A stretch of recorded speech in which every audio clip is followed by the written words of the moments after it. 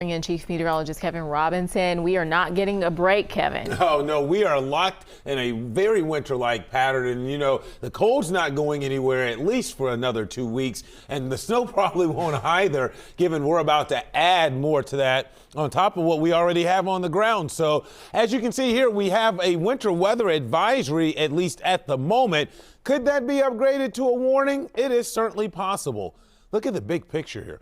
Look how much of the country is under winter storm warnings. I mean, all the way from the East Coast back to Oklahoma City, Dallas even picking up significant snow tonight. Little Rock going to pick up over a foot of snow. Memphis, Tennessee, Nashville, we're talking 6, 7, 8 inches of snow. Even into Atlanta, they're going to have significant impacts from snow and ice. So this is the winter storm that we're keeping an eye on tonight that is headed in our direction and will make a mess of our Friday afternoon and Friday evening around here. So there's the storm. Let me show you how it moves in.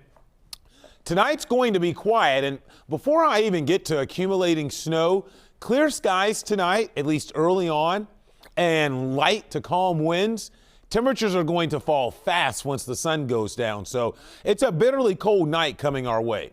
No problems for the morning commute. What you see here in blue won't be reaching the ground, but it sure is a sign of what's to come. I think by 10 or 11, snow is already breaking out areas southwest of Cincinnati, and by noon, I think even here in the metro. So if you're not home or where you're going to try to be by 2 or 3 tomorrow, it's going to be a mess during the evening tomorrow, as that's when the snow will be the heaviest. You see these darker blues. By the time you get to the evening commute, I expect snow-covered roads and very difficult travel around the area. The snow's going to be heavy throughout the evening. You can see 7, 8, 9, 10, still snowing at a good clip, and then the snow should begin to taper off after midnight. So most of us are looking at a solid 3 to 4 inches of snow out there.